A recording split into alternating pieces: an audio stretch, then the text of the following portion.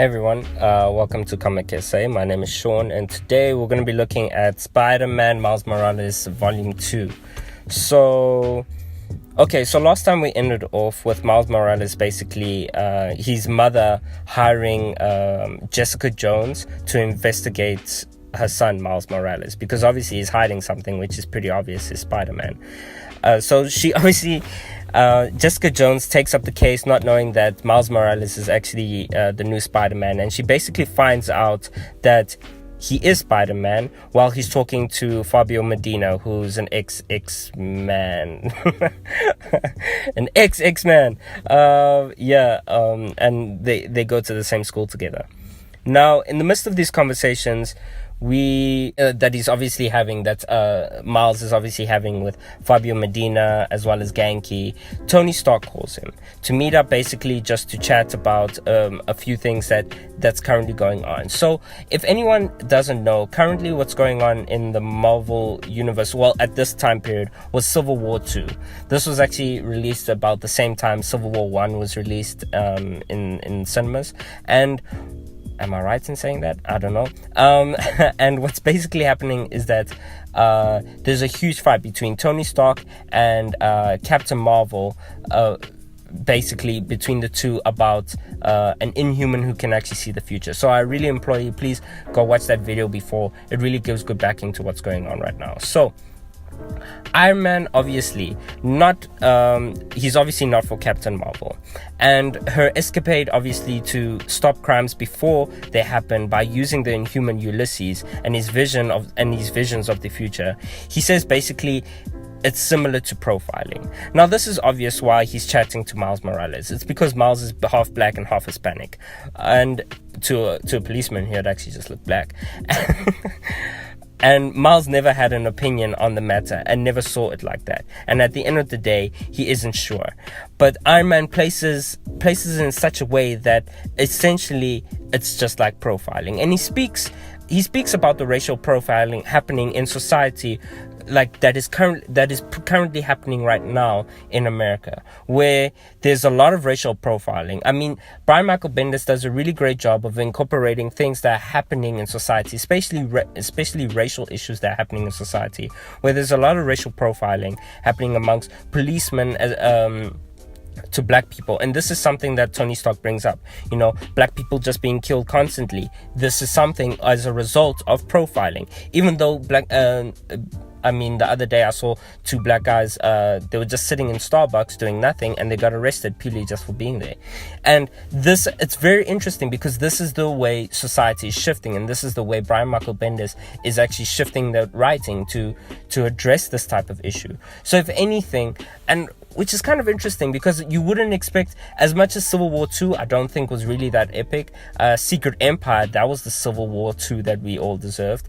But it's really interesting that Tony Stark is bringing this sort of, it's interesting that Brian Michael Bendis is actually using Tony Stark to bring this in.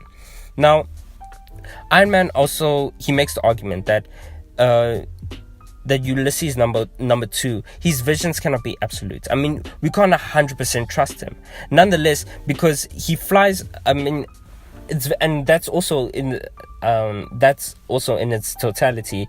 The whole fact here is that the future is not constant. His whole fight here is that the future is not constant. There are multiple possibilities to a future. We cannot just say it is sticked on one thing, and we cannot make a decision based on that. We cannot say someone is going to commit a crime when he could commit a crime, I guess, in 1,000 different ways. If you're even talking about how the multiverse exists, it's about certain decisions, very small decisions, that will even change a person's future completely to the left, completely to the right, or sometimes that small decision has zero impact on the actual future.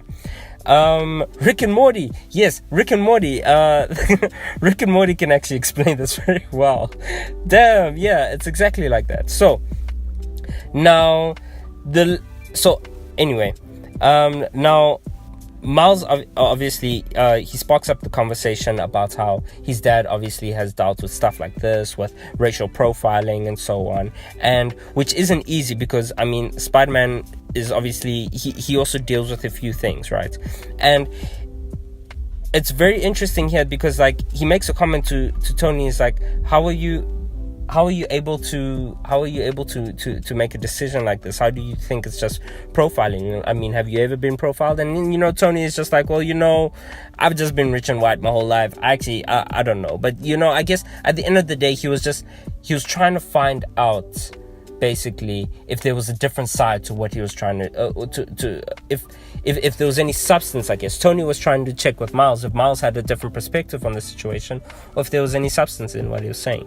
Now we address this later, and we're gonna address this now. So anyway, Miles goes to speak to Bombshell, which, by the way, I love Bombshell, and the things that happen between Miles and Bombshell, I'm kind of for them.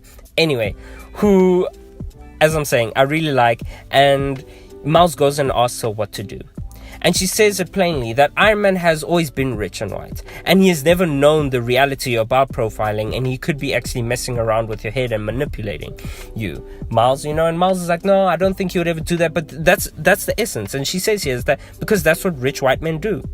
Now this is so powerful because I didn't see this coming out of Bombshell. I didn't actually see this coming out of anyone, but this is exactly what happens. And she puts it in such a way like, listen, dude, like, I'm just a small time hero. I'm out here, I'm doing my stuff, I blow stuff up, and I'm just trying to solve problems. These big-headed, hubristic, egotistical, big shot, I guess, superheroes like the Avengers, they want to start fighting each other over such ethical things where at the end of the day, those are the types of ethics that are hitting every single one, but they want to just address it to one place with Ulysses, when this is exactly what's happening in the rest of the world. And in Tony Stark's hubris, he thinks like, yeah, now I care about profiling, when you actually never did.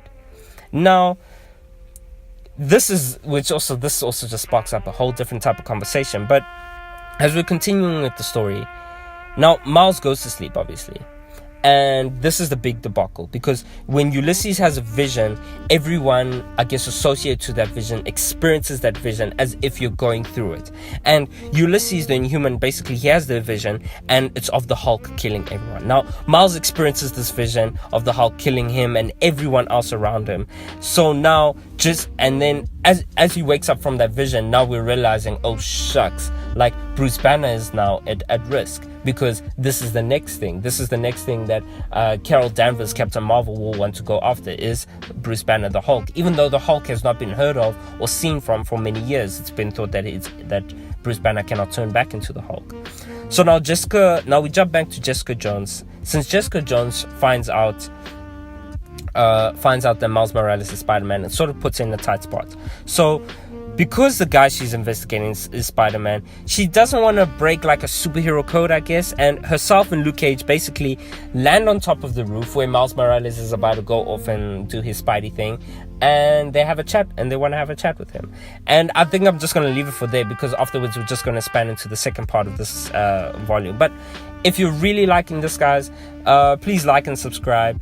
Please like and subscribe. Please follow me on Twitter if you want to have a conversation. Yes, and we're also on Patreon. And yeah, I will catch y'all later. Cheers.